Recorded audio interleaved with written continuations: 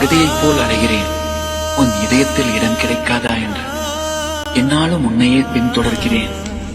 உலகில் எல்லா கண்ணாடிகளை விடவும் உன்னை அழகாக பிரதிபலிப்பவன் நான் தான். என் வீட்டு தோட்டத்தில் பூவெல்லாம் கேட்டு பார், என் வீட்டு ஜன்னல் கம்பி எல்லாமே கேட்டு பார், என் வீட்டு தென்னங்கீற்றை இப்போதே கேட்டு பார், என் நெஞ்சை சொல்லுமே.